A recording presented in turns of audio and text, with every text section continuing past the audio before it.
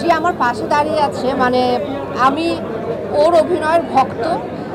উনি বলেছে উনি আমার ভক্ত। আমি এইটা কেন না আপনারা ভক্তরা বলুন। আমি আমি ভালো করেছে। আপনারা সবাইকে বলবেন যেটা আমাদের দুটি ছবি দেখে দর্শক, কারণ মেল ওমেন সেন্ট্রিক ক্যারেক্টার আমাদের এখন খুব বেশি প্রয়োজন। হ্যাঁ, যেমন প্রিয় মালতী চরিত্রটির উপরে ছবি, এবং এই ছবিতে দুটো মেয়ের গল্প। তো এটা কিন্তু খুব ভালো খবর আমাদের জন্য, আমাদের যারা আমরা ফিমেল আর্টিস্টরা রয়েছি। তো এরকম ছবি আরও অনেক বেশি হোক। দর্শকদেরকে বলবো দুটো ছবি আপনারা এক্সপিরিয়েন্স করুন। একটা হলে দেখতে গিয়ে দুটো ছবি দেখে বেরিয়ে আসবেন, ব্যাস আপনারাই আপনাদের ছবিটাকে সফল করতে পারবেন। না, তবে জয়া আপু গতকাল যা বলেছেন এটা আসলে তার ভালোবাসার জায়গা থেকে বলেছেন। আমি আসলে তার সামনে একেবারেই ছোট এবং এরকম কিছুই না।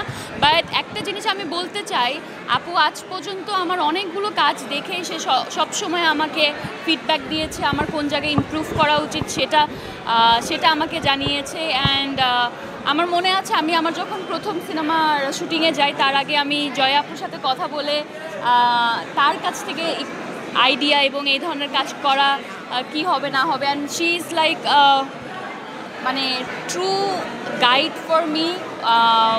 আই অ্যাম সো অনার্ড গতকাল উনি এসছেন। এবং তাছাড়া আমার মনে হয় উনার মতো একজন অভিনেত্রী আমাকে মাঝে মাঝে আমার ভুলগুলো ধরিয়ে দেয় এবং আমার কি প্রুফ করা উচিত এগুলো আমাকে ধরিয়ে দেয়। এটা আমার জন্য অনেক অনেক বড় একটা পাওয়া। She is like my mentor. ও কালকে দেখিয়ে দিয়েছে যে একজন অভিনেতার যদি ফোকাস থাকে, একজন অভিনেতা যদি নিজের ক্রাফটটাকে পার্সু করতে চায় তাহলে কতটা ভালো হতে পারে দেখিয়ে দিয়েছে। তো সেটাই বলছি যে আপনারা সবাইকে বলবেন ওর ছবিটাও দেখতে, প্রিয় মালতী এবং রসিকাথা জন্য। সেই স্ট্রাগলটুকু নিয়ে পুরো জার্নিটা আসলে আমরা দেখিয়েছি।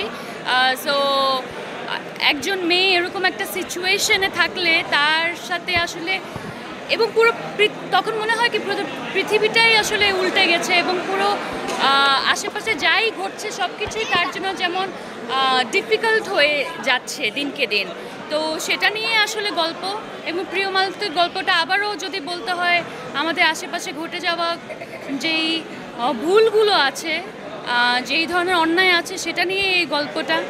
যেমন আমি যদি আবারও বলতে হয় বলবো, যেমন একটা বিল্ডিংয়ে আগুন লেগে গেলে আসলে কি করতে হয় এবং একদম প্রাথমিক আমাদের কি করা উচিত সেটার সঠিক শিক্ষা আসলে দেয়া নেই।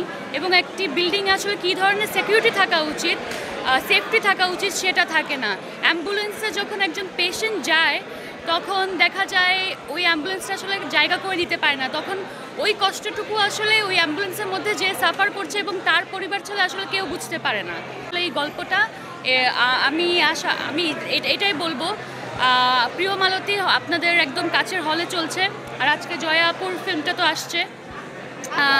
আজকে থেকে আমার মনে হয় উইমেন সেন্ট্রিক কাজ আমাদের ইন্ডাস্ট্রিতে খুব কম হয় এবং এই বছরটা শেষ হচ্ছে দুটি উইমেন সেন্ট্রিক কাজ দিয়ে।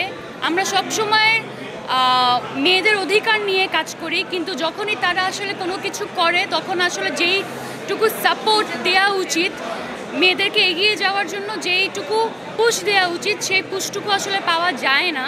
তো এই দায়িত্বটা আপনাদের হাতেই, যে আপনারা আসুন বছরে এই মুহূর্তে আসলে কবে আমার আরেকটা ফিল্ম রেডি করা আছে সাবা, তবে ওইটা কোন সময় রিলিজ হবে সেটা আমি জানি না। এখন প্রিয় মালতী রিলিজ হয়ে গেছে, এটাই আসলে আমার জন্য খুব ইম্পর্ট্যান্ট এবং এই সিনেমাটাই যাতে মানুষের কাছে পৌঁছে যায় সেটাই দেখছি। এটা তো আসলে মানে প্রত্যেকটা প্রশংসা আসলে প্রশংসা না, ইটস লাইক আ ব্লেসিং।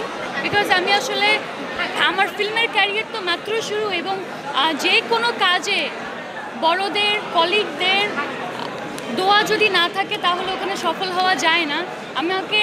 এর আগে আমি এত বছর যে ইন্ডাস্ট্রিতে ছিলাম, আমার কলিগরা, আমার ডিরেক্টররা, আমার ক্রু মেম্বার্স, জার্নালিস্ট, তারা সবাই আমাকে সাপোর্ট করেছেন এবং এই সাপোর্টের কারণেই আমি এই জায়গা পর্যন্ত আসতে পেরেছি। এবং এখন আমি আমার একটা নতুন জার্নি শুরু করেছি, এখানেও আমি সবার সাপোর্টটুকু চাই।